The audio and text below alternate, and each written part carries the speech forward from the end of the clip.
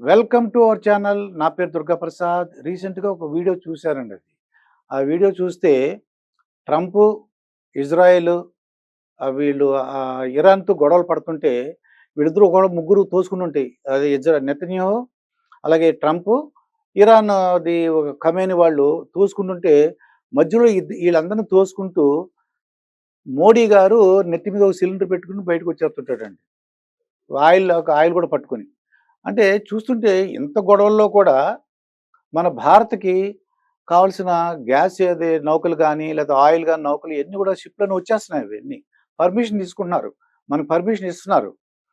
చాలా విచిత్రంగా ఉందన్నమాట. అంటే మోడీ ప్రభావమా? లేదా భారతదేశం అంటే ఏమిటి అనేది చాలామందికి ప్రపంచ దేశాలందరూ కూడా ఇప్పుడు అర్థమైంది.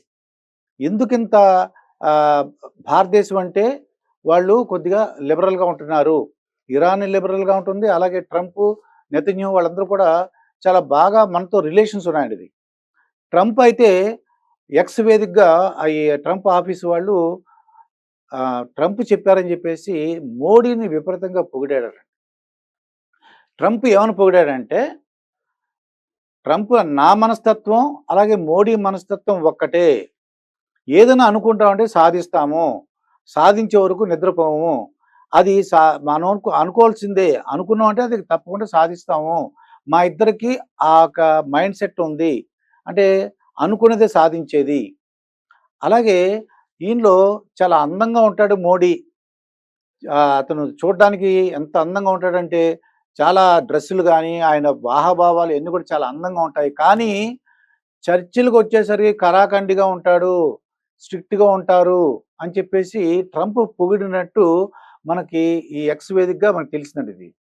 నిజంగానే ఈ పశ్చిమాసియాలో ఇన్ని గొడవలున్నా సరే, చాలా లాక్‌డౌన్ వస్తదని చెప్పారు. లేదంటే ఇబ్బంది పడుతుందన్నారు. వర్క్ ఫ్రమ్ హోమ్ అన్నారు. మనకి రేట్లన్నీ విపరీతంగా పెరిగిపోతాయని చెప్పారు.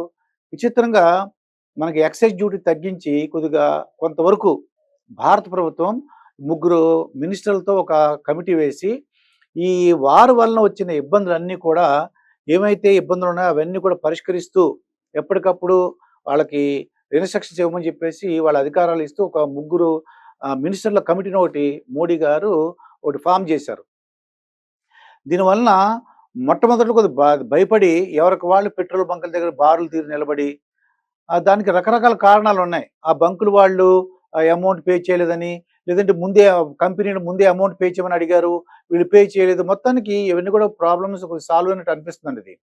అలాగే ఒక 70% కమర్షియల్ సిలిండర్స్ కూడా సప్లై కూడా పెంచాము అని చెప్పేసి సెంట్రల్ గవర్నమెంట్ అనౌన్స్ చేసిందండి. దీంతో హోటల్స్ రంగం గానీ, లేతే పరిశ్రమలు గానీ కొద్దిగా ఊరట చెందాయి. ఏదేమైనా మనకి ట్రంప్ ఆయన యొక్క పొగిడారంటే జనరల్‌గా ఏంటంటే ఇరాన్ మీద విపరీతంగా కోపంతో ఉన్నారు. ఆయనేమో ఏంటిది బాంబులు వర్షం కురిపించాడు. అటువంటిది మన మీద ఇది ప్రశంసల జల్లులు కురిపించాడండి. అక్కడ బాంబులు వేసేసి ఆ బాంబుల వర్షం కురిపిస్తే మనకి ప్రశంసల జల్లులు కురిపించాడు. ఇది గొప్పతనం ఎవరన్నది ఇక మనకు క్లియర్‌గా అర్థమవుతుంది. ఆహ్, ఏ ప్రపంచం ఒక జ్యోతిష్కుడు చెప్పాడనమాట అండి. ప్రపంచంలో ఏ దేశం ఇబ్బంది పాలైనా ఆయన దివ్య దృష్టి ప్రకారం పివి రెడ్డి ఆయన చెప్పాడన్నమాట ఇది. నా దివ్య దృష్టి ప్రకారం మన భారతదేశానికి ఎటువంటి సమస్య ఉండదు. అది మనక అంటే భారత భూమి కర్మభూమి. మనం మంచిగా అవతలోళ్ళు ఏదన్నా తప్పు చేసినా వాళ్ళ కర్మకు వాళ్ళే పోతారు. మన యుద్ధానికి ముందే మనకు దూకము. మనం ఎవరికీ అన్యాయం చేయము అనే ఒక కర్మ సిద్ధాంతం ఉంది కాబట్టి తప్పకుండా మన భారతదేశం మాత్రం ఎన్ని గొడవలున్నా ఇబ్బంది పడదు అని చెప్తున్నారాయన. ఇది ట్రంప్ రాబోయే కాలంలో భారతదేశం, అమెరికా మధ్య మరింత సత్సంబంధాలు అవుతాయని, అలాగే ఇంకా మంచిగా ఇద్దరం కలిసి ముందుకెళ్దామని చెప్పేసి ట్రంప్ ఆ ఎక్స్ వేదికగా ప్రకటించారండి. చూద్దాం భవిష్యత్తులో ఏం జరగబోతుంది? ఏ విధంగా అమెరికా మనకు సహాయం చేయబోతుందో చూద్దాము. మరొక వీడియోతో మీ ముందుంటాను. మీ మాస్టర్ దుర్గాప్రసాద్.